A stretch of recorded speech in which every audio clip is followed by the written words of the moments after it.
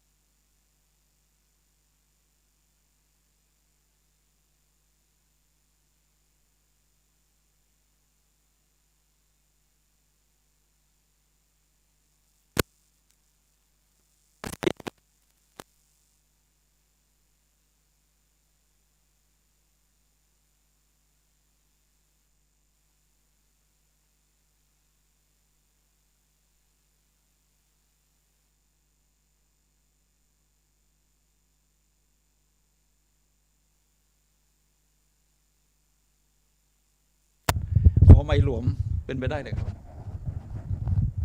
อ๋อใช่ไม้หลวม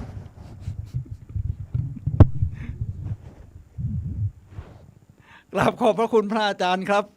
พระครูสมุวิสุวัฒน์ผู้อำนวยการสถานีวิทยุ FM 104.5 เมกะเฮิรตซ์เนื่องจากไมโครโฟนหลวมนะครับที่ผมพูดไปเมื่อสักครู่ก็คงไม่ได้ยินกัน ผมก็ทักท่านผู้ฟังใหม่นะครับลุกขึ้นมาฉายแสงเถิดชีวิตเป็นเช่นเจ้าสร้างขอต้อนรับเข้าสู่รายการพลังแห่งชีวิตรายการเพื่อการสร้างแรงบันดาลใจโดยผมสุนัย เหล่าหาวิวัฒน์ครับผู้ดำเนินรายการมาพบกับท่านผู้ฟังทุกวันเสาร์เวลา 11 โมงถึงเที่ยงทางสถานีวิทยุเพื่อการศึกษาพระพุทธศาสนาและวัฒนธรรมคลื่น FM 104.5 เมกะเฮิรตซ์ออกอากาศณวัดฝายหินมหาวิทยาลัยเชียงใหม่จังหวัดเชียงใหม่สำหรับท่านผู้ชมที่ชมผ่านทางโซเชียลมีเดียครับมีหลายช่องทางเลย YouTube Facebook พิมพ์คำว่าวัดฝายหินหรือ FM 104.5 เมกะเฮิรตซ์เนี่ยนะครับท่านผู้ฟังครับรายการของเราเป็นรายการสดครับท่านผู้ฟังในช่วง15 นาทีสุดท้ายก่อนหมดรายการท่านผู้ฟังสามารถโทรศัพท์เข้ามาซักถามได้ที่หมายเลข 0857088122 สำหรับวันนี้นำเสนอท่านผู้ฟังในเรื่อง12สัญญาณที่บอกว่าคุณใช้ชีวิตยอดเยี่ยม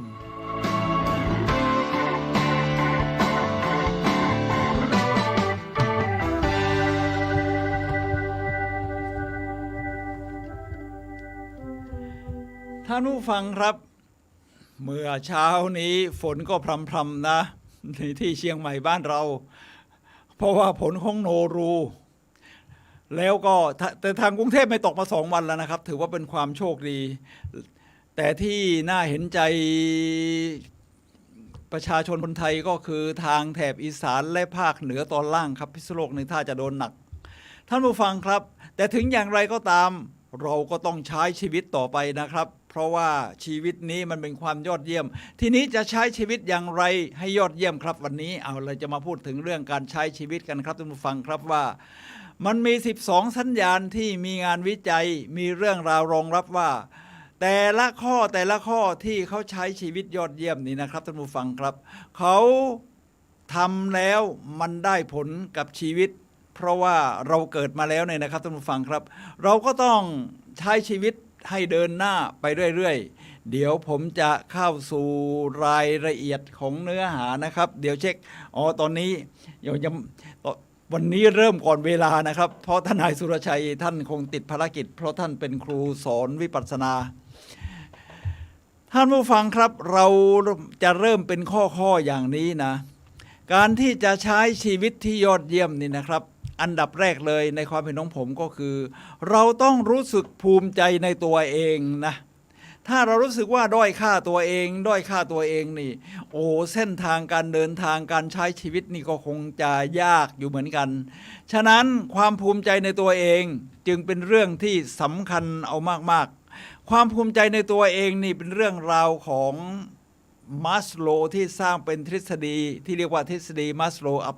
โดยอับราฮัมมัสโลว์เนี่ยนะครับเป็นความต้องการของมนุษย์ก็เป็นสามเหลี่ยมแบบนี้สามเหลี่ยมพื้นฐานก็ปัจจัย4อาหารที่อยู่อาศัยเครื่องนุ่งห่มยารักษาโรคอะไรประมาณนี้ความต้องการความปลอดภัยการได้การยอมรับเป็นเจ้าของเกียรติยศชื่อเสียงส่วนความภูมิใจในตัวเองที่เรียกว่าเซลฟ์เอสทีมนี่นะครับก็จะอยู่สูงสุดเราจะดูตรงไหนครับว่าเราภูมิใจในตัวเองคือมันเป็นเรื่องของการตีความหมายให้กับชีวิตเพราะว่าการสิ่งต่างๆในโลกนี้จะไม่มีความหมายอะไรทั้งสิ้นครับท่านผู้ฟังครับยกเว้นความหมายที่เรามอบให้กับมันฉะนั้นวิธีการของเราก็จงเลือกความหมายที่มันสร้างให้เราภูมิใจวิธีการสร้างให้เราภูมิใจเช่นเรื่องที่เกิดขึ้นในอดีตมันมีทั้งดีไม่ดีเป็นเรื่องแน่นอนอยู่แล้วฉะนั้นสิ่งที่เราทำได้ก็คือเรามาหาความภูมิใจว่าสิ่งที่เกิดขึ้นแล้วดีเสมอสิ่งที่เกิดขึ้นแล้วดีเสมออย่างนี้เราถือว่ามันใช้ได้มันเป็นความภูมิใจในตัวเองภูมิใจในตัวเองมันก็สอดคล้องกับเรื่องของความเชื่อมั่นตัวเองอะไรทำนองนี้นะครับท่านผู้ฟังครับแต่ละคนนั้นเมื่อถึงจุดนี้ครับท่านผู้ฟังครับเขาก็จะไม่ต้องไปเที่ยวควานหาการยอมรับให้ถ้ากลุ่มนั้นยอมรับกลุ่มนี้ยอมรับแล้วถึงจะรู้สึกมีความสุขเขาก็เดินหน้าโดยสร้างความภูมิใจในตัวเองผมยกตัวอย่างหลายคนครับที่มีความภูมิใจในตัวเองนะครับมีความเชื่อมั่นในตัวเองอย่างบุคคลที่น่าจะกล่าวถึงตอนนี้เช่นสตีฟ จ็อบส์แน่นอนอยู่แล้วครับว่าเขามีความภูมิใจในตัวเองในการที่เขาก่อตั้งแม้จะถูกไล่ออกจากบริษัท Apple ที่ตัวเองก่อตั้งขึ้นแต่เขาเนื่องจากมีความภูมิใจในตัวเองว่าเขามีมันสมองในความคิดสร้างสรรค์เขาก็ไปสร้างบริษัทใหม่เสร็จแล้วก็ได้กลับมา Apple ทีนี้ผมมีตัวอย่างนะครับจากภาพยนตร์เรื่องหนึ่งที่สะท้อนชีวิตจริงๆเลยครับในเรื่องของความนับถือตัวเองหรือความภูมิใจในตัวเองนะครับสักครู่ครับท่านผู้ฟังครับเดี๋ยวผมเช็คกับทางบ้านนิดหนึ่งว่าการรับฟังเป็นอย่างไรบ้างเพราะวันนี้ฝนตกนะครับสักครู่เดียวครับเดี๋ยวเช็คดูมีแฟนคลับบอกมาว่ายกหัวแม่มือภาพเสียงเยี่ยมค่ะขอบคุณนะครับที่ฟีดแบ็กเพราะดีเจเวลาผมเห็นเขาไล่สดกันนะเขาก็ชอบที่จะเช็คว่าทางบ้านเป็นยังไงอะไรแต่ว่าผมไม่ค่อยได้อ่านคอมเมนต์นะครับท่านผู้ฟังครับความภูมิใจในตัวเองนะครับยกตัวอย่างจากภาพยนตร์เรื่องหนึ่งที่กล่าวถึงไว้แล้วซึ่งเวลาเราดูหนังเนี่ยมันจริงๆแล้วเนี่ยเราดูเรื่องของตัวเองเพราะเราตัวเองเนี่ยเข้าไปสวมในเนื้อเรื่องแล้วมันสะท้อนกลับมาที่เรียกว่ากระจกสะท้อนนะครับกระจกเงาเซลล์ประสาทกระจกเงานะครับมันสะท้อนว่านั่นคือเราทำไมเรานับถือตัวเองทำไมเราไม่นับถือทำไมต้องไปให้คนอื่นยอมรับถืออยากไปเหมือนคนโน้นอยากจะไปเหมือนคนนี้ประมาณนั้นนะครับท่านผู้ฟังครับเช่นยกตัวอย่างโอปราห์ วินฟรีนี่นะครับท่านผู้ฟังครับเขาก็เป็นพิธีกรชื่อดังระดับโลกที่มีเรตติ้งสูงสุดโอปราห์ วิ คนที่พอไปถูกเข้าไปให้โอปราห์วินฟรีสัมภาษณ์ออกรายการเขาบอกว่าโอ้ฉันอยากเป็นโอปราห์วินฟรีคนที่สองโอปราห์วินฟรีบอกไม่ต้อง เพราะว่าโอปราห์วินฟรีมีอยู่แล้ว1 คนนี่นะครับมีโทรศัพท์เข้ามานะครับมีเพลงผมขอบคุณครับ ผมเปิดเพลงเอาไว้ เปิดเพลงเอาไว้ แล้วก็ลืมปิดเพราะสักครู่นี้เสียงเพลงยังดังอยู่แต่ตอนนี้เสียงเพลงไม่ดังเลยสักครู่นะครับต้องคอยสังเกตมือตอนนี้ เมื่อสักครู่ยกตัวอย่างโอปราห์วินฟรีเสียงเพลงคงจะกลบไปหมดขอบคุณที่เตือนมานะครับรู้แล้วล่ะว่า ไม่ได้ปิดเสียงเพลงในเสียงเพลงท่านผู้ฟังครับโอปราห์วินฟรีพอทำรายการผู้หญิงที่ได้รับเชิญไปบอกฉันอยากเป็นโอปราห์วินฟรีคนที่สองโอปราห์วินฟรีบอกไม่ต้องเพราะโอปราห์วินฟรีนั้นมีอยู่แล้วคนหนึ่งเธอต้องเป็นแบบตัวของเธอเองทีนี้ผมจะยกตัวอย่างนะครับจากภาพยนตร์เรื่องนี้ซึ่งเป็นกระจกเงาสะท้อนเวลาเราดูหนังมันก็สะท้อนเรานั่นแหละครับภาพยนตร์เรื่องนี้ชื่อว่า Nurse Betty Nurse Betty นี่นะครับผมชอบภาพยนตร์เรื่องตอนท้ายเรื่องภาพยนตร์เรื่องนี้นะครับท่านผู้ฟังครับเป็นเรื่องของ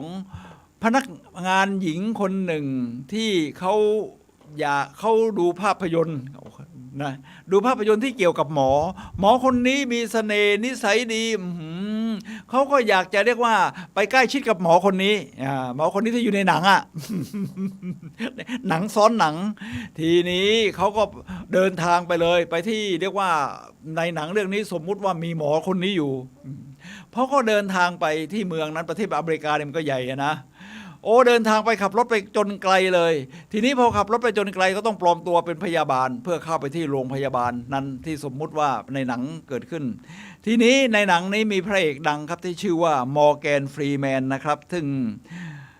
แล้วก็มอร์แกนฟรีแมนนี่เป็นดาราผิวสีให้ดูรูปกันหน่อยนะครับนี่นางเอกของเราแต่งตัวเป็นนางพยาบาลแล้วก็มอร์แกนฟรีแมนในชุดดำๆในที่มือผมนี่นะครับนี่คนผิวสีนะครับแต่ว่าแสดงเยี่ยมมากมอร์แกนฟรีแมนก็เหมือนกับเป็นครูที่ออกมาสอนนะครับสอนทีนี้เธอคลั่งไคล้หมอผ่าตัดที่ชื่อเดวิสในภาพยนตร์ทีวีซีรีส์ทางโทรทัศน์นะครับก็ไปตามหาพยายามที่จะเข้าไปในโรงถ่ายในอะไรนะครับเข้าไปในโรงถ่ายมอร์แกนฟรีแมนเขาก็สอนเธออย่างนี้เลยผมว่าเป็นเรื่องของการสอนเรื่องความภูมิใจในตัวเองได้อย่างยอดเยี่ยมว่าเธอไม่จำเป็นต้องมีดาราคนไหนหรือหมอคนนั้นไม่ต้องมีผู้ชายหน้าไหนเธอไม่ต้องมีใครเลยเพราะเธอมีตัวของเธอเองโอ้โหผมว่ามันยอดเยี่ยมนะครับทุกคนเป็นพระเอกเป็นตัวเอกในเรื่องราวชีวิตของเราเองครับท่านผู้ฟังครับสิ่งที่เกิดขึ้นแล้วดีเสมอเหมือนที่ได้บอกไว้และตอนนี้เมื่อเราภูมิใจในตัวเองเราก็จะทำจากข้างในมันก็จะนำให้เราใช้ชีวิตยอดเยี่ยมในเรื่องของความยอมรับตัวเองรักตัวเองภูมิใจในตัวเองพร้อมที่จะเดินหน้าสู่การใช้ชีวิตในข้อที่2ครับเอาเปิดเพลงนะครับมีเสียงแต่เมื่อกี้สักครู่ผมมีเสียงแต่เมื่อสักครู่ผมไม่ได้ฟังเองในข้อที่2ครับท่านผู้ฟังครับคุณมีความสุขในที่ที่คุณอยู่และที่ที่คุณจะไปผมว่าเป็นความยอดเยี่ยมนะครับบางทีเราอยากจะไปที่อื่นเพราะเราตีความหมายว่าไอ้ที่เราอยู่มันไม่มีความสุขความสุขนี่มันเกิดขึ้นได้ยังไงนะครับท่านผู้ฟังครับมันต้องเดินทางต้องแสวงหากันหรือเปล่าผมว่าไม่น่าจะใช่นะถ้าเป็นหลักศาสนาพุทธของเรานี่ความสุขก็คือมันสิ่งที่มันเกิดขึ้นจากในใจเกิดขึ้นจากการตีความหมายเกิดขึ้นจากที่เราตอบสนองต่อสิ่งเร้าที่เกิดมาจากภายในของเราทีนี้ในที่ที่เราอยู่ล่ะครับแน่นอนว่าเราเลือกเกิดมาไม่ได้เราเลือกเกิดไม่ได้อยู่แล้วครับแต่ว่าเราเลือกเส้นทางชีวิตที่เราจะเดินได้ฉะนั้นเวลาเราเกิดมาไม่ว่ายากดีมีจนเนี่ยนะครับไม่ต้องไปโทษครอบครัวไม่ต้องมาโทษต้นตระกูลพ่อแม่ครับแต่ว่าเมื่อเกิดมาแล้วสิเส้นทางที่เราเดินเนี่ยนะครับเส้นทางที่คุณจะไปมันเป็นสิ่งที่คุณจะต้องสร้างขึ้นมา เหมือนที่บิลเกตนะครับเจ้าพ่อ Microsoft เนี่ยครับบอกว่ามันไม่ใช่ความผิดของคุณที่คุณเกิดมาแล้วจนนะแต่มันเป็นความผิดของคุณที่เมื่อคุณแก่ไปจนตายแล้วคุณก็ยังจนอยู่นี่คนรวยพูดแบบนี้นะครับคนรวยที่มีสมองอย่างบิลเกตนะครับท่านผู้ฟังครับฉะนั้นเราต้องมีความสุขในที่ที่เราอยู่ไม่ว่ายากดีมีจนผมยกตัวอย่างผมเองก็แล้วกันครับบ้านผมไม่ใช่ฐานะร่ำรวยบ้านผมสมัยก่อนมีเรือแพด้วยนะมีเรือแพก็อยู่กันแพพอมีวาตภัยก็มีพายุเข้ามามันก็มีอาการสูญหายไปบ้างอะไรบ้างก็ต้องพัฒนาตัวเองทีนี้คนที่มีบ้านเป็นเรือแพขึ้นมาอยู่บนบกโอ้โหเราก็ยังมีความสุขอยู่ครับยังมีความสุขอยู่ตั้งแต่เรือแพจนมาถึงบนบกนี่นะครับท่านผู้ฟังครับเสร็จแล้วเราก็มีความวาดฝันการมีความสุขเราก็ยอมรับว่าอ๋อตรงนี้บ้านเราขายเขาเรียกว่าขายใบยาสูบสมัยก่อนขายใบยาสูบคุณตาขายใบยาสูบแล้วก็ขายน้ำส้มจากนี่คล้ายๆแอปเปิลไซเดอร์ที่เราซื้อมาแพงๆจากเมืองนอกเวลาเราซื้อมาจากอเมริกาบ้างทางยุโรปบ้างในขวดหนึ่ง300-400 บาทโอ้มันเหมือนน้ำส้มจากกลิ่นเหมือนน้ำส้มจากสมัยก่อนเนี่ยเขาใส่ไหเอาไว้นะแล้วผมก็ช่วยขายด้วยเขามีที่ตวงตักตวงแล้วก็เอาคนซื้อก็มีภาชนะมาก็ใส่ขวดอะไรให้ท่านผู้ฟังครับทีนี้ทำไมเราไม่ผลิตน้ำส้มจากหรือน้ำส้มอะไรที่เป็นลักษณะแอปเปิลไซเดอร์ผมก็เสียดายนะครับตอนนั้นผมก็ถือว่าเรามีความสุขในฐานะตอนนั้นทีนี้ที่เราจะไปล่ะครับโอ้โหยังไม่เริ่มเรียนหนังสืออายุสัก10 กว่าขวบเราจะไปมีความสุขที่เราจะไปด้วยจะไปยังไง1เส้นทางการเรียนทุกคนก็อยากไปเรียนที่กรุงเทพอยากเรียนมหาวิทยาลัยคือคนปากใต้นี่บ้านผมอยู่ที่ปากพนังจังหวัดนครศรีธรรมราชคนปากใต้นี่เขานิยมเรียนไงเรียกว่าขายวัวขายควายหรือขายไร่ขายนาส่งลูกเรียนกันเลยผมก็มีความใฝ่ฝันว่าเราต้องเรียนมหาวิทยาลัยพอเรียนมหาวิทยาลัยเสร็จจบเราความฝันมาตั้งแต่เด็กว่าเราจะเดินทางรอบโลก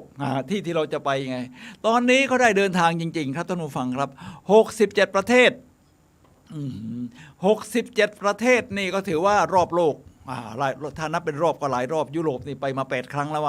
ท่านผู้ฟังครับนี่คือเส้นทางเดินทางของเราทีนี้ชีวิตของแต่ละคนก็เหมือนกันมันก็จะแตกต่างกันแบบนี้เราจะใช้ชีวิตอย่างไรนี่นะครับท่านผู้ฟังครับตรงนี้ถึงจะยากดีมีจนอย่างไรมีความพอใจรู้จักสถานะของตัวเองที่อยู่ก่อนที่จะเดินไปข้างหน้าแล้วมีความสุขผมชอบคำพูดนะครับของแม้จะเป็นนักการเมืองที่แต่ก่อนนักการเมืองเราก็ไม่ค่อยเชื่อถือฟังแล้วมันยังไงเชื่อได้ไหมอะไรเงี้ยแต่นักการเมืองคนนี้ผมว่ามันเป็นตัวอย่างได้โชคดีที่เมืองไทยมีนักการเมืองประเภทนี้เพิ่มขึ้นและก็น่าจะมีมากขึ้นในอนาคตอาจารย์ชัชชาติสิทธิพันธ์ท่านผู้ว่ากรุงเทพมหานครในคนปัจจุบันท่านก็บอกว่าเวลากรุงเทพมหานครจะพัฒนาอะไรเนี่ยเราต้องดูตัวเองว่าเราอยู่ตรงไหนต้องรู้จักสถานะเราก่อนพอรู้จักสถานะแล้วเส้นทางที่เราเดินไปมันก็จะง่ายขึ้นสถานะของผมในตอนนั้นก็ ขึ้นมาจากเรือแพอยู่บนบกเรียนหนังสือให้เก่งกันแล้วกันขยันมันก็เดินทางรอบโลกได้มันเป็นอย่างนี้ครับท่านผู้ฟังก็ใช้ชีวิตแบบเดียวกันแบบนี้ได้ครับแต่อยู่ในแพทเทิร์นของท่านว่าเส้นทางที่ท่านจะเดินจะไปทางไหนแต่ให้มีความสุขกับปัจจุบันนี้ซะก่อนแล้วก็พร้อมที่จะเดินทางสู่ความสุขในอนาคตครับโดยเพลงครับผม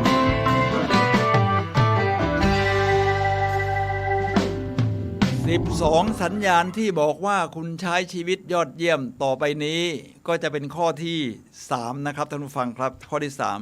3คุณยอดเยี่ยมกว่าที่คุณเป็นเมื่อสัปดาห์ก่อนและปีที่แล้วนี่คือเส้นทางของการเดินทางในการพัฒนาตัวเองนะครับที่ภาษาญี่ปุ่นเรียกว่าไคเซ็นนี่นะครับท่านผู้ฟังครับเป็นภาษาญี่ปุ่นที่ผมว่าพัฒนาไม่ใช่เฉพาะเรื่องธุรกิจองค์การอุตสาหกรรมแต่ใช้พัฒนากับชีวิตได้ครับเรามันมีคำพูดที่คนไทยชอบใช้อยู่แล้วผมว่าเป็นคำพูดที่ดีว่าฉันจะทำวันนี้ให้ดีกว่าเมื่อวานฉันจะทำพรุ่งนี้ให้ดีกว่าวันนี้ผมว่ามันเป็นคำพูดที่ยอดเยี่ยมนะครับฉะนั้นเราก็ ไม่ต้องไปแข่งกับใครครับท่านผู้ฟังครับไม่ต้องไอคนนั้นมันวิ่งเร็วกว่าเรามันวิ่งได้นานกว่าเราเพจมันดีเพจการวิ่งดีกว่าเราไม่ต้องไอคนนั้นฐานะดีกว่าเรารถมันหรูกว่าเราไม่ต้องครับดูว่าเราพัฒนาตัวเองมันดีขึ้นจากเมื่อวานเราวิ่งแล้วเนี่ยเมื่อวานมันวิ่งแค่เพจ9เพจ10วันนี้วิ่งเพจ8วิ่งเพจ9หรือเพจ7อะไรประมาณนี้เราก็พัฒนาตัวเองขึ้นเรื่อยๆประมาณนี้รวมทั้งอาชีพการงานหน้าที่กับความสัมพันธ์กับเพื่อนหัดยิ้มเมื่อวานนี้ยิ้มได้ประมาณนี้วันนี้ยิ้มได้มากขึ้นดวงตาก็ไปด้วยท่านผู้ฟังครับนี่แหละครับคือสิ่งที่เราสามารถที่จะช่วยในการพัฒนาตัวเองได้ผมชอบปราโบคาซาวยกตัวอย่างหลายครั้งแล้วครับพาโบกาซาวนี่เขาเป็นนักสีเซลโลครับเซลโลก็คือคล้ายๆไวโอลินแต่ตัวใหญ่มากมันมีขาตั้งอยู่ที่พื้นแล้วคนสูงท่วมหัวคนนั่งก็เอามีก้านสีอย่างนี้นะครับปาโบกาซาวนี่เขาโด่งดังมากอยู่แล้วประสบความสำเร็จอยู่แล้วออกอัลบั้มมาหลายชุดขายดีท่านผู้ฟังครับ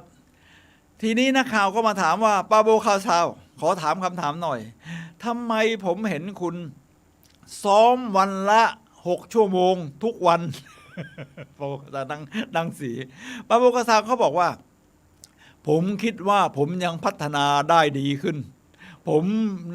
ดีขึ้นกว่าเมื่อวานเห็นไหมครับท่านผู้ฟังครับเมื่อคุณสะสมความดีแต่ละวันไปมันก็กลายเป็นสัปดาห์นี้ฉันก็จะดีขึ้นกว่าสัปดาห์ที่แล้วฉันมีความสัมพันธ์ฉันเป็นมิตรกับผู้คนฉันหาเรื่องที่ดีๆเยี่ยมขึ้นเรื่อยๆสมมติว่าผมเป็นดีเจผมก็บอกว่าผมก็จะพัฒนาเรื่องเนื้อหาที่เอามาพูดเนี่ยนะครับให้มันดีขึ้นกว่าเมื่อวันเสาร์ที่แล้ว ก็คิดว่าเรื่องนี้ก็เยี่ยมนะ12สัญญาณที่บอกว่าคุณใช้ชีวิตยอดเยี่ยมเรื่องนี้นี่เพราะเราก็ต้องใช้ชีวิตกันอยู่แล้วทีนี้เมื่อปีที่แล้วมันเทียบได้ง่ายเลยฉันน้ำหนักลดลงจากปีที่แล้ว3 กิโลกรัมหรือ10 กิโลกรัมเมื่อเช้านี่ผมเห็นนักวิ่งคนหนึ่งนะเมื่อเช้าอาจารย์ณัฐชาติไปวิ่งที่สวนลุมแล้ววิ่งไปสวนเบญจกิติแล้วก็มีนักวิ่งท้วมตัวนุ้ยคนหนึ่งครับเคยวิ่งมาได้เดือนหนึ่งลดไป3 กิโลคิดดูสิโอ้โหผมว่าเนี่ยคนเรามันพัฒนาได้ทีนี้เวลาเราจะขึ้นปีใหม่เราก็ชอบตั้งอันนี้แหละครับตั้งเรื่องของการที่จะลดน้ำหนักเราก็ดูว่าปีนี้ฉันจะลดน้ำหนักให้ได้3 กิโลก็เป็นเรื่องที่เราพัฒนาขึ้นได้ดีกว่าปีที่แล้วขึ้นเสมอนะครับนี่นะครับท่านผู้ฟังครับเพลงสลับนิดนึงครับก็ยกตัวอย่างอีกนิดหนึ่งครับท่านผู้ฟังครับนอกจากเรื่องการความแข็งแรงของร่างกายในเรื่องของผมว่าสิ่งที่เราทำให้ดีขึ้นได้เรื่อยๆก็คือเรื่องของความสัมพันธ์กับมนุษย์เมื่อเช้านี่นะครับ อาจารย์ชาติไปวิ่งที่สวนลุมพินีเดี๋ยวนี้เขาจะมีเขาเรียกว่าโปรแกรมการวิ่งทุกวันเสาร์ต้นเดือนอาจารย์ชาติกับพันธมิตรทั้งหลายที่เป็นนักวิ่งก็จะมารวมตัวกันซึ่งมีทั้งคนปกติที่เป็นนักวิ่งอยู่แล้วคนที่เพิ่งเริ่มหัดวิ่งคนอ้วนๆท้วมๆคนที่พิการเช่นต้องนั่งรถเข็นมาก็จะมาวิ่งกับอาจารย์ชาติช่วยเข็นบ้างมีเพื่อนอาจารย์ชาติสลับกันเข็นบ้างขึ้นสะพานก็ช่วยกันหิ้วขึ้นมา3 4 5 คนก็ยกกันไปท่านผู้ฟังครับเมื่อเช้านี้มีเพิ่มพิเศษขึ้นมาเป็นผู้พิการทางสายตาเป็นอาจารย์มหาวิทยาลัยจบปริญญาเอกด้วยซึ่งพิการทางสายตานี่คือตอนเด็กๆเนี่ยตาก็ปกติดีพอโตขึ้น10 กว่าขวบมันเป็นโรคชนิดหนึ่งเกี่ยวกับสมองเลยครับมันไปทำลายประสาทที่ทำให้ตาบอดทีนี้เขามีความสู้ชีวิตครับถึงตาบอดมองไม่เห็นซึ่งมันไม่เหมือนกับคนที่ตาบอดมาตั้งแต่กำเนิดนะครับคือตัวเองเคยเห็นแล้วมันมองไม่เห็นเนี่ยมันทำใจยากอาจารย์ชาติว่าทำใจอย่างไรอะไรเงี้ยเขาบอกมันก็ต้องทำให้มันดีขึ้นแล้วก็มีเพื่อนที่เป็นคนตาบอดด้วยกัน3 ความรู้สึกอะไรเงี้ยอาจารย์ชาติเขาใช้คำว่า I feel how you feel ฉันจะรู้สึกว่าคุณรู้สึกอย่างไรตอนนั้นอาจารย์ชาติก็ถามว่าแล้วคุณใช้กำลังใจอย่างไรหรือพลังใจอย่างไรที่จะพัฒนาตัวเองมาจนถึงขนาดจบปริญญาเอกเขาบอกว่าเขาต้องพัฒนาตัวเองให้ดีขึ้นเรื่อยๆหัดอ่านหนังสือเบลหัดอะไรเนี่ยนะครับเข้าห้องสมุดหนังสือเบลอะไรคอยฟังคอยถามคนโน้นคนนี้ที่เขาเต็มใจที่จะตอบคำถามว่านั่นคืออะไรนี่คืออะไรคืออยากรู้อยากเห็นนะครับท่านผู้ฟังครับเขาก็พัฒนาตัวเองมาแบบนี้เมื่อเช้าอาจารย์ชาติก็วิ่งโดยช่วยจูงเขาก็จะมีเชือกแบบพิเศษนะใครเป็นยางยืดนิดๆนะครับดึงแล้วก็สอนวิธีจูงกันว่ามันอย่าหย่อนเกินไปอย่าตึงเกินไปอาจารย์ชาติก็วิ่งรอบสวนลุม 2.5 กิโลเมตรก็วิ่งจูงกันไปก่อนวิ่งอาจารย์ก็ถามว่าเพื่อจะได้สัมพันธ์กันในเรื่องความเร็วของเท้าอาจารย์ถามว่าวิ่งเพจเท่าไหร่ ผู้พิการทางสายตาท่านนั้นซึ่งเป็นอาจารย์ก็บอกว่าเอาเพจ4ก็ได้ผมฟังแล้วยังตกใจเลย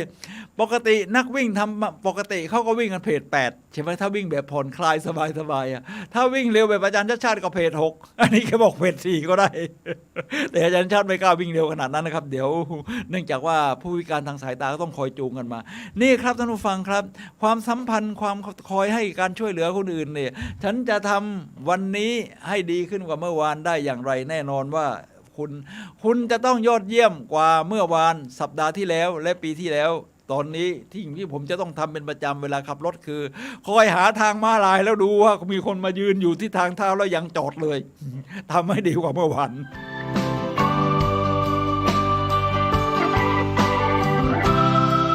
ท่านผู้ฟังครับ12สัญญาณที่บอกว่าคุณใช้ชีวิตยอดเยี่ยมที่สำคัญข้อ4คือความสัมพันธ์ในครอบครัวครับพอผมอายุมากขึ้นผมรู้เลยว่าความสัมพันธ์ในครอบครัวและครอบครัวนี่เป็นสิ่งสำคัญสำหรับชีวิตมนุษย์ครับเราเวลาจะมีชีวิตเกิดขึ้นมานี่มันก็ต้องมาจากครอบครัวต้องมีพ่อมีแม่ใช่ไหมครับถึงเราจะคลอดมาอะไรก็ตามแต่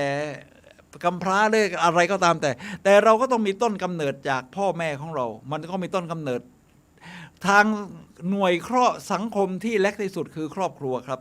ครอบครัวพอเราโตขึ้นมาเรารู้เลยครับทีแรกเราอาจจะอีโก้ใส่กันหน่อยตอนหนุ่มสาวยังแข็งแรงยังอะไรอยู่พออายุมากขึ้นมากขึ้นมันเข้าใจชีวิตครับว่าครอบครัวนี่เป็นความสำคัญฉะนั้นท่านผู้ฟังครับท่านต้องเข้าใจความสำคัญของครอบครัวนะครับลองสะท้อนดูไว้ดีว่าคนที่ใช้ชีวิตยืนยาวกับท่านมากที่สุดนี่คือคนในครอบครัวและเป็นคนที่ใช้ชีวิตกับท่านนี่ใช้เวลามากที่สุดทีนี้ผมมีเรื่องหนึ่งนะครับที่จะเล่าให้ฟังที่สะท้อนผมอ่านแล้วน้ำตาซึมเลยครับเป็นเรื่องสะท้อนของ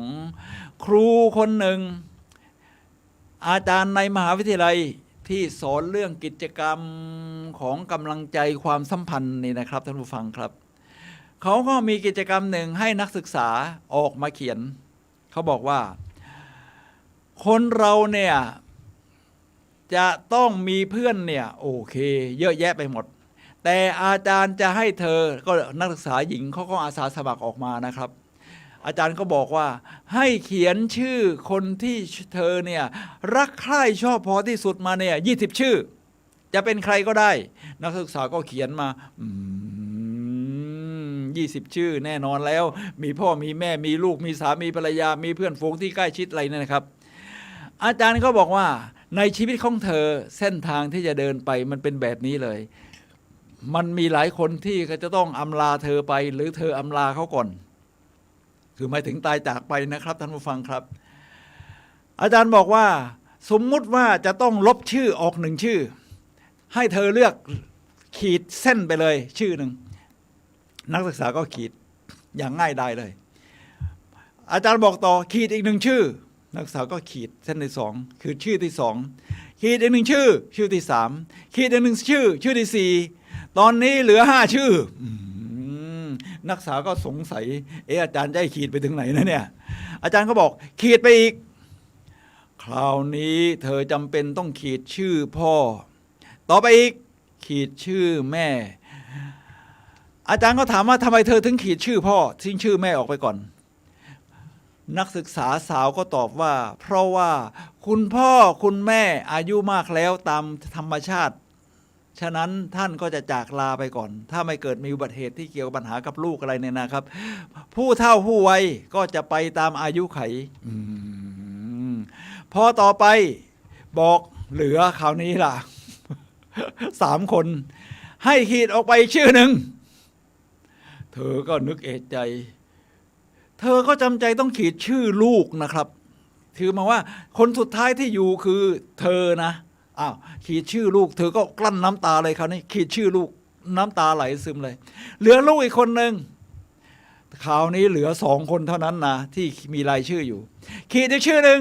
อาจารย์สั่งเลยเธอก็โอ้มือสั่นเลยคราวนี้ขีดชื่อลูกอีกคนหนึ่งอาจารย์ก็ถามว่า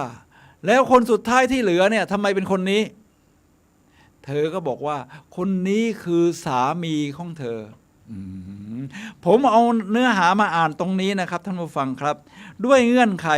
ของเวลาพ่อแม่คงจะจากเราไปก่อนส่วนลูกนั้นเมื่อเขาโตขึ้นเขาก็คงต้องจากไปเพื่อดูแลชีวิตของตัวเองคนที่เหลืออยู่กับเราจนวาระสุดท้ายเมื่อยาม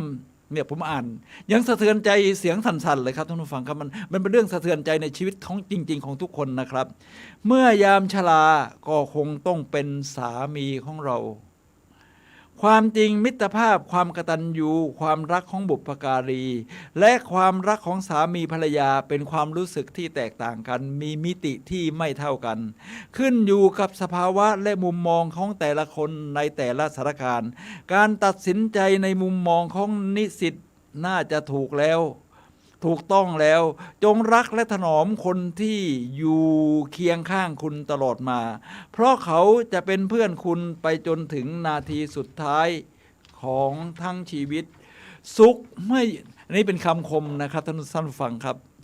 สุขเมื่ออยู่ร่วมทุกข์เมื่อจากลาเปรียบดังข้างขึ้นข้างแรมของจันทราบนท้องฟ้านี่เป็นกวีที่เป็นเช่นนี้มาแต่โบราณกาลขอให้คนที่รักกันจงสุขสมสโมสรขอทุกคู่ครองจงอยู่คู่กันตราบชั่วฟ้าดินสลายขอให้รักและถนอมคนที่อยู่เคียงข้างคุณตลอดไปครับท่านผู้ฟังครับนี่คือความสัมพันธ์ในครอบครัวดีขึ้นครับจากข้อที่ 4ว่าคุณใช้ชีวิตยอดเยี่ยม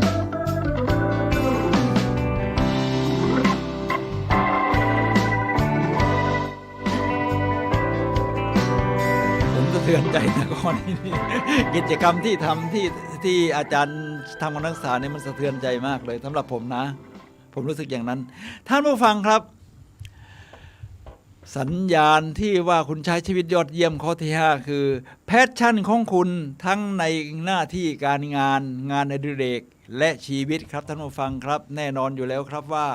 เราใช้ชีวิตเราก็ต้องใช้เงินด้วยเพราะมันต้องจับจ่ายใช้สอยแต่เราก็สร้างมูลค่าเพื่อให้บริการคนอื่นสร้างสินค้าขายกับคนอื่นหรือว่าเป็นพนักงานเราก็สร้างคุณค่าให้กับคนอื่นเราก็ต้องมีแพชชั่นในสิ่งนั้นหรือเปล่าอาจจะมีใช่อาจจะไม่ใช่เช่นผมทำงานสายการธนาคารมาตลอดชั่วชีวิตจนเกษียณอายุนี่นะครับท่านผู้ฟังครับมันเป็นแพชชั่นไหมมันก็ผสมมันไม่ถึงกับเต็ม 100%เพราะว่าเป็นเรื่องของเศรษฐกิจเรื่องของการเงินความรอบคอบนะครับท่านผู้ฟังครับทีนี้ถ้าเราได้ทำงานที่เรารักได้รักในงานที่เราทำเนี่ยที่มันเป็นแพชชั่นเนี่ยผมว่าเป็นคนที่โชคดีมากเลยเช่นคนที่วาดภาพจิตรกรรม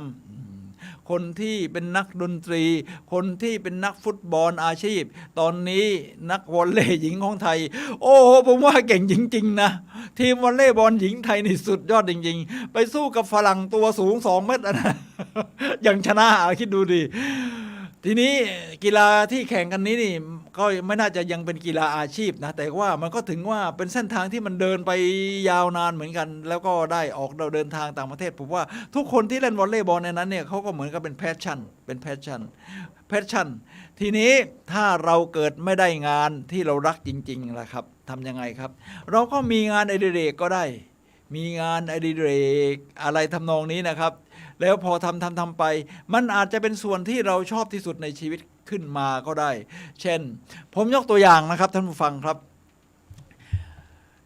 ดร.จอห์น F.D. มาร์ตินีนี่เขาเป็นดาราเป็นคนที่มีชีวิตจริงนะแล้วก็มีชีวิตจริงๆในภาพยนตร์เรื่อง The Secret ของรอนด้าเบิร์น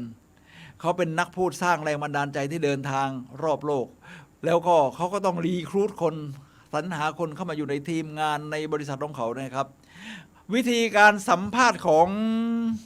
ดร.จอห์น เอฟ ดี บัตตินีนี่ผมว่าแปลกมากเพราะผมเองมีอาชีพเป็นผู้บริหารของธนาคารผมก็ต้องสัมภาษณ์คนมามากๆเลยครับฉะนั้นมันมีอยู่อย่างหนึ่ง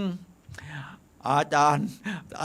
ดร.จอห์น เอฟ บัตตินีเวลาเขาสัมภาษณ์นี่เขาก็จะหยิบเช็คขึ้นมาเช็คของเขาเองเขาก็ถามว่าไหนบอกชื่อกับนามสกุลของคนตัวเต็มมาเขาเขียนชื่อในเช็คเสร็จแล้วเขาก็เขียนจำนวนเงิน$5 ล้านแล้วเซ็นชื่อเสร็จแล้วเขาก็ฉีกเลยนะฉีกเลยแล้วก็ยื่นให้กับคนที่ถูกสัมภาษณ์อยู่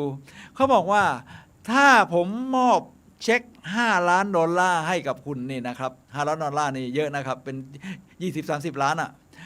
ให้กับคุณเนี่ยนะครับคุณจะเอาไปทำอะไรตอนนี้ทีแรกตอนที่เขาเริ่มสัมภาษณ์เนี่ยเขาบอกว่าผมเต็มใจจะทำงานบริษัทแบบนักพูดของคุณนักสร้างแรงบันดาลใจเดินทางโลกผมมีศักยภาพที่จะทำเรื่องนี้ช่วยคุณได้อย่างเต็มที่พอมาถึงเรื่องว่าถ้าคุณได้เช็คจำนวน$5 ล้านสหรัฐเนี่ยคุณจะไปทำอะไรเป็นอันดับแรกเขานี่ตกตะลึงเลยนั่งอึ้งอยู่พักนึงจอห์น เอฟ ดี บัตตินีก็ย้ำเลยว่าที่คุณชอบจริงๆนะ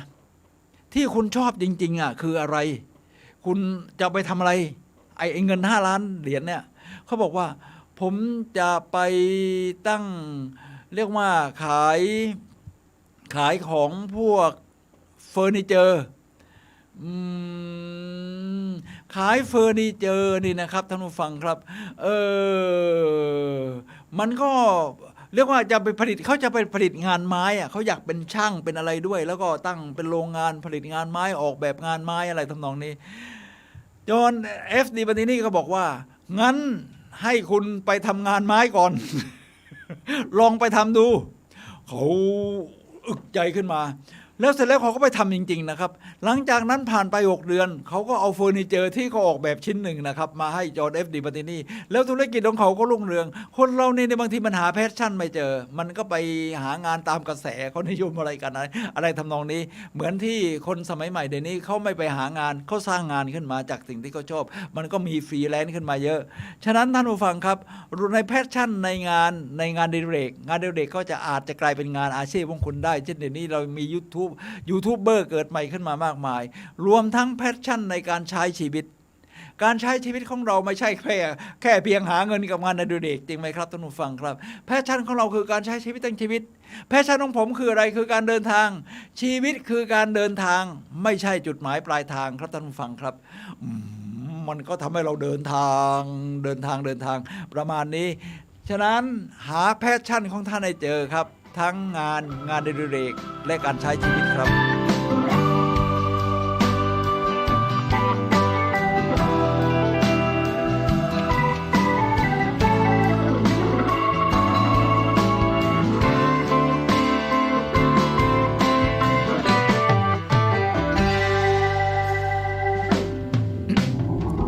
ท่านผู้ฟังครับการใช้ชีวิตที่ยอดเยี่ยมนะครับอีกเรื่องหนึ่งก็คือผมจะยกตัวอย่างอีกในข้อเมื่อสักครู่นี้อีกสักนิดหนึ่งนะครับท่านผู้ฟังครับเมื่อสักครู่นี้นี่ก็จะมีเรื่องของภาพยนตร์เรื่อง Copying Beethoven เราก็รู้ว่าบีโธเฟนนี่คือคีตกวีผู้ยิ่งใหญ่ชาวเยอรมันที่ย้ายไปอยู่ที่กรุงเวียนนาประเทศออสเตรียซิมโฟนีนัมเบอร์5ลาประมาณนั้นนะครับท่านผู้ฟังครับฉะนั้นมันก็มีสุภาพสตรีคนหนึ่งที่มาทำงานเหมือนกับคล้ายเป็นเลขาของ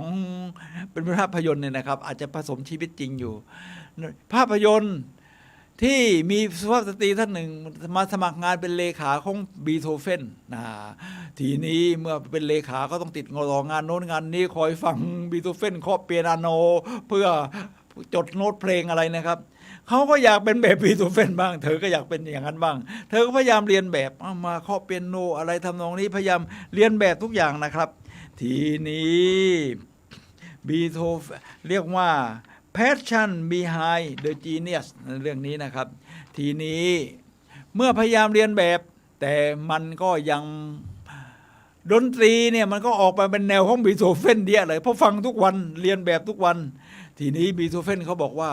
โลกไม่ต้องการบีโธเฟนอีกคนแต่ต้องการเธอแล้ววงเล็บเธอยังเรียนแบบฉันอยู่เธอต้องฟังเสียงในหัวใจของเธอเพราะว่า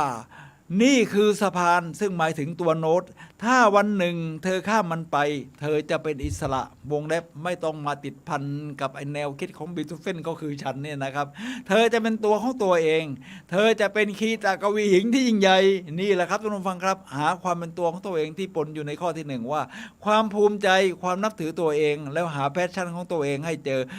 ส่วนการที่จะไปก๊อปปี้คนอื่นให้เอาแค่เริ่มต้นที่เรียกว่าโมเดลลิ่งนะครับพอเสร็จแล้วเราก็ต้องมาพัฒนาเป็นของตัวเองผมเป็นวิทยากรด้านการสร้างแรงบันดาลใจนะครับตอนแรกๆนี่ผมก็พยายามที่จะดูคนนู้นคนนี้ที่ก็เป็นนักบรรยายระดับยอดเยี่ยมพอถึงจุดหนึ่งเราก็ต้องมาพัฒนาเป็นของตัวเองแล้วก็ยังมีวิทยากรอีกหลายคนที่พยายามว่าอาจารย์สุนัยทำเป็นนักบรรยายพูดอย่างโน้นอย่างนี้จูงใจคนสร้างแรงบันดาลใจยังไงก็copyingมันจะได้แค่จุดหนึ่งถึงจุดหนึ่งถ้าอยากจะเดินหน้าต่อบรรดานักพูดเหล่านั้นจะต้องพัฒนาที่เป็นคุณลักษณะของตัวเองขึ้นมาเป็นตัวเองขึ้นมาฉะนั้นหาแพชชั่นของเราไปเจอพัฒนาเป็นของตัวเองขึ้นมาได้เลยแน่นอนครับ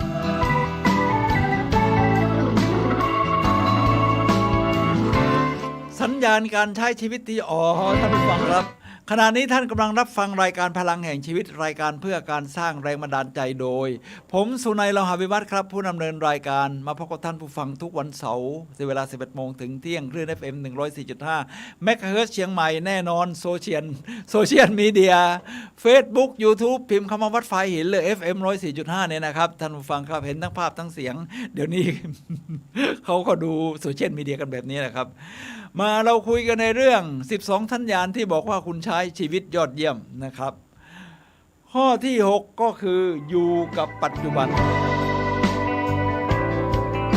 ท่านผู้ฟังครับปัจจุบันชั่วขณะ The Power of Now นี่มันเป็นเรื่องที่มันเป็นความยอดเยี่ยมชีวิตของเราเนี่ยมันไม่ใช่ต้องไทม์ไลน์อยู่แล้วเพราะเราพูดเรื่องการใช้ชีวิตมันต้องมีตั้งแต่ชีวิตในอดีตนะสิ่งที่เกิดขึ้นแล้วดีเสมอสิ่งที่จะเดินหน้าไปข้างหน้าเราตั้งความหวังมีความหวังมีความฝันเดินไปตามเส้นทางนั้นดาวเหนือแม้ว่าจะอยู่ไกลเอื้อมไม่ถึงที่เป็นเส้นแต่มันทำให้เราไม่หลงทางเพราะดาวเหนือคือเส้นนำทางชีวิตของเราแบบเดียวกัน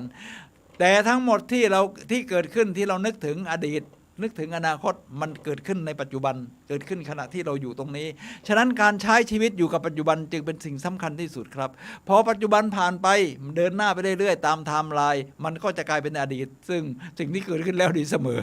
และความหวังของคุณมันก็เกิดขึ้นจากปัจจุบันที่คุณคิดทำให้คุณตั้งหน้าตั้งตาพัฒนาตัวเองไปสู่ความยอดเยี่ยมว่าสัปดาห์นี้น่าจะสัปดาห์นี้ดีกว่าสัปดาห์ที่แล้วปีหน้าดีกว่าปีนี้อะไรตรงนี้เราก็จะมีความหวังเดินหน้าไปแต่ที่สำคัญคืออยู่กับปัจจุบันให้ดีใช้กับสติปัฏฐาน4กายเวทนาจิตธรรมรู้ว่าอริยบทเล็กใหญ่ทั้งเล็กเลิกคิ้วใหญ่กำลังนั่งอยู่รู้ตัวทั่วพร้อมรู้ว่าเกิดภาวะอารมณ์อย่างไรเมื่อสักครู่นี้ผมอ่านเรื่องความสัมพันธ์ในครอบครัวรู้เลยเพราะว่าอารมณ์กำลังมันซาบซึ้งนะครับไม่ใช่เศร้ามันซาบซึ้งนะครับถึงกับน้ำตาซึมเสียงสั่นภาวะที่เราเรียกว่าเวทนาพอมาถึงจิตตะเวทนาจิตตะนุเบกนะครับท่านผู้ฟังครับพอมาถึงจิตตะนุปัสสนาเรารู้ว่าเราคิดอะไรอยู่เราจินตนาการนึกถึงอะไรอยู่รู้ตัวทุกขณะแล้วก็รู้ตัวทั่วพร้อมเป็นธรรมานุปัสสนานะครับท่านผู้ฟังครับอยู่กับปัจจุบันครับข้อที่6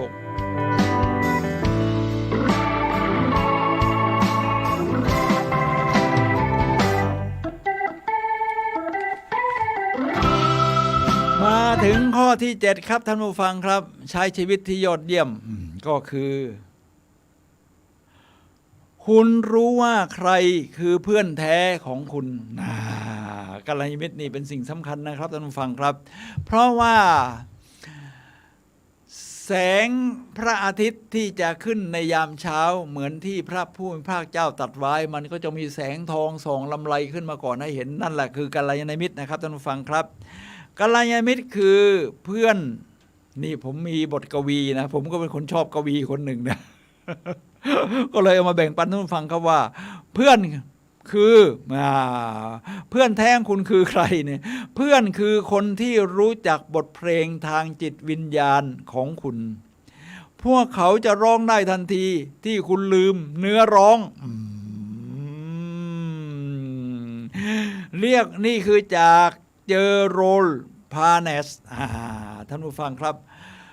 ผมก็ลืมไปแล้วเวลาดูคลิปวิดีโออาจารย์ชัดชาติวิ่งตอนเช้าซึ่งแกก็จะมีดราม่ามีอะไรเยอะแยะ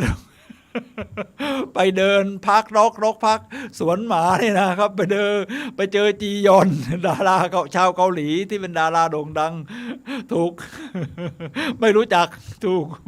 จียอนอำว่าเป็นดาราตลกแกก็ยังมาออกมาขอโทษอะไรทำนองนี้ครับออกมาขอโทษคือให้ความใส่ใจเพื่อนแม้จะเพิ่งรู้จักกันว่าขอโทษด้วยคนอื่นเขารู้จักหมดยกเว้นผมที่ไม่รู้จักก็ออกมาขอโทษวันหลังเจอจะได้ทักถูกนะครับท่านผู้ฟังครับทีนี้เวลาวิ่งเนี่ยอาจารย์ก็จะให้ความสนใจเพื่อนทุกคนในทีมที่วิ่งรวมทั้งคนที่มาใหม่คนไทยที่ไปอยู่ญี่ปุ่นก็มีนะครับแล้วเวลามาเมืองไทยก็อยากจะวิ่งกับอาจารย์ชัดชาติทีนี้มีคู่สามีภรรยาคู่หนึ่งก็มาวิ่งกับอาจารย์ชัดชาติเป็นชาวไทยที่ไปทำงานอยู่ในญี่ปุ่นพออาจารย์ใส่เสื้อทำงานเขาไปกลับไปญี่ปุ่นนะครับอาจารย์ชัดชาติก็ฝากว่าแล้วที่ญี่ปุ่นนี่เขาก็ขยันทำงานไม่ใช่เหรองั้นไปหาภาษาญี่ปุ่นให้หน่อยได้ไหมว่าภาษาญี่ปุ่นเขาเขียนว่ายังไงทำงานพอเขากลับไปญี่ปุ่นนี่เพื่อนแท้เนี่ยจริงๆนะครับรับปากแล้วเนี่ยก็ไม่ลืมคำเขาก็จะไปหาชาวคนไทยที่รู้จักภาษาญี่ปุ่นอย่างดีเนี่ยนะครับ 7-8 คนออกมาเขียนคำญี่ปุ่นซึ่งออกเสียงยากมากอ่านว่าอะไรไม่รู้เมื่อเช้าผมเป็นอาจารย์ชาติกับทีมงานเขาใส่เสื้อมันตัวอักษรอะไรเนี่ยไม่เห็นเหมือนภาษาไทยที่ทำงาน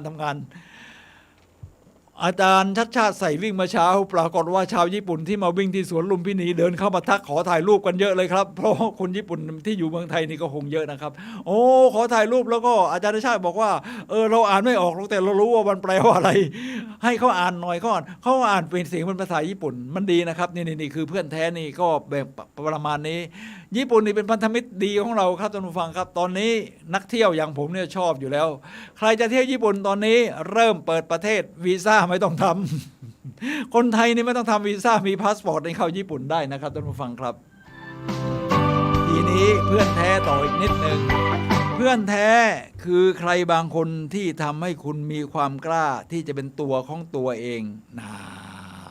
นี่คือจากแฟรงค์เคนผู้กำกับและนักแสดงผู้มีชื่อเสียงชาวอเมริกันนะครับอย่าไปครอบงำเขาให้เขาเป็นตัวของตัวเองและเพื่อนแท้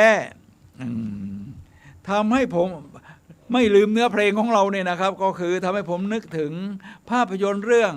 Draft Day ดูหน้าตาซะก่อนพระเอกของเรานี่เป็นมาดเข้มนะครับประมาณนั้น Draft นี่หมายถึงว่าเป็นอเมริกันฟุตบอลเวลานักกีฬาโดดเด่นระดับมหาวิทยาลัยที่เล่นอเมริกันฟุตบอลเนี่ยนะครับเมื่อจะจบมหาวิทยาลัยก็ต้องเขาก็อยากเข้าทำงานสายอาชีพเป็นนักฟุตบอลเมื่อนักฟุตบอลมาอาชีพกันนะครับเขาก็จะมีการดราฟคือ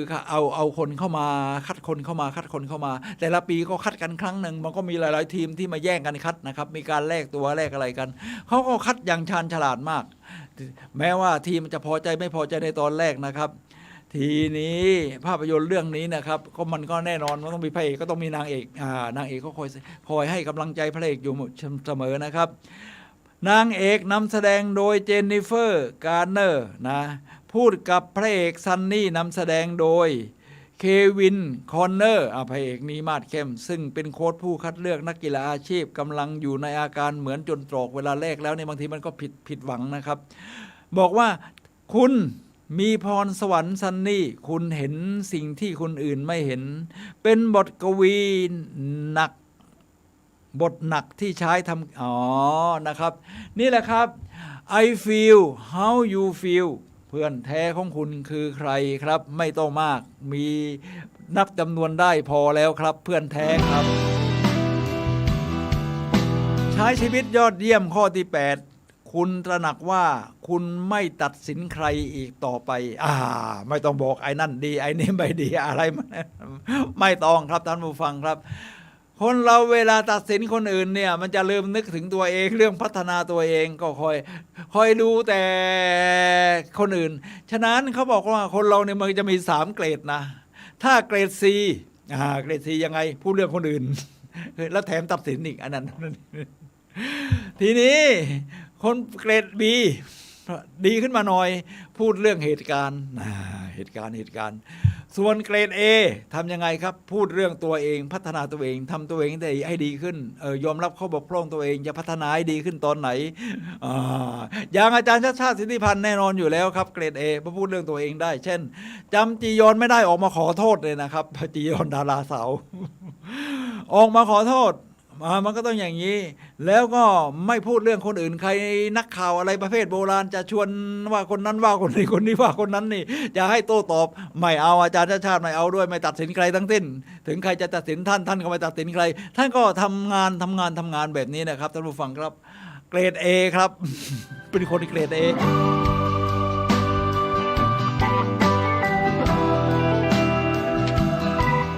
ขณะนี้ท่านกำลังรับฟังรายการพลังแห่งชีวิตนะครับเราเหลือเวลาสุดท้าย10นาทีสุดท้ายก่อนหมดรายการครับท่านผู้ฟังสามารถโทรศัพท์เข้ามาซักถามได้ที่หมายเลข0857088122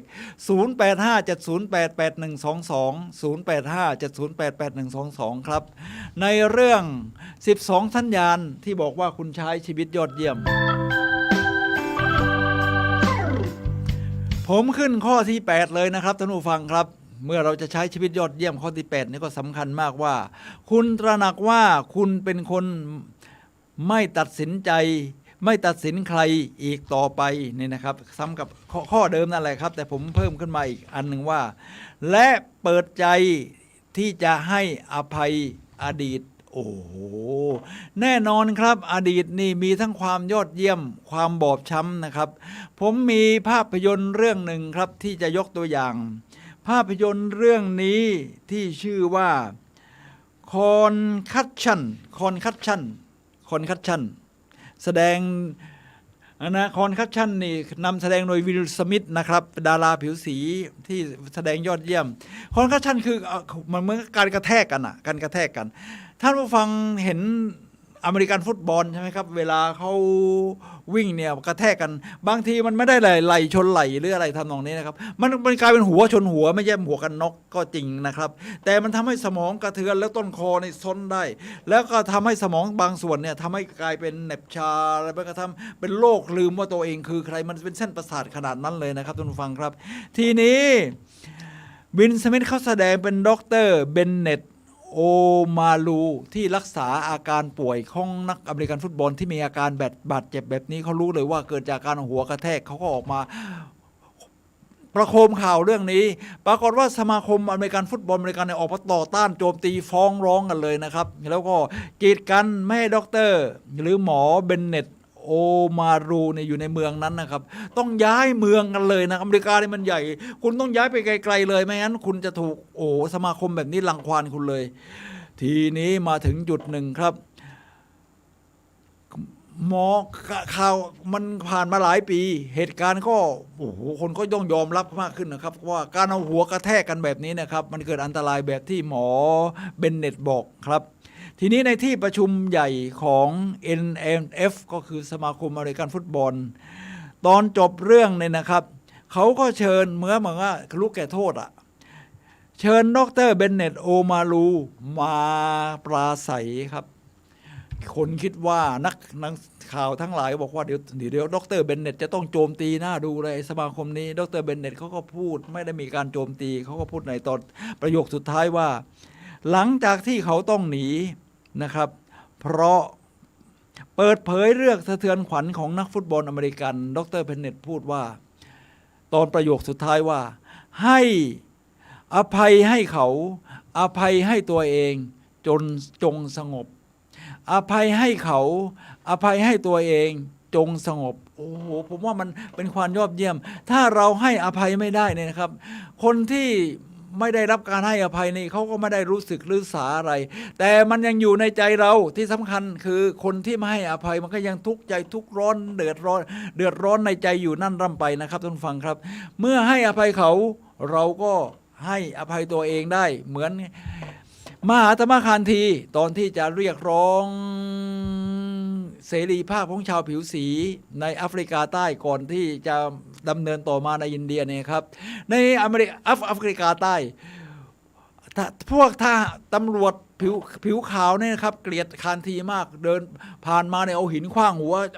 โดนโป๊กหัวเลือดไหลเลยคานธีเก็บก้อนหินก้อนนั้นมาเราก็คิดว่าจะขว้างกลับไม่ครับเก็บมาที่บ้านล้างแผลล้างหินแล้วก็บอกว่าอภัยให้เขาอภัยให้ตัวเองจงสงบนี่แหละครับท่านผู้ฟังครับถ้าจะให้อภัย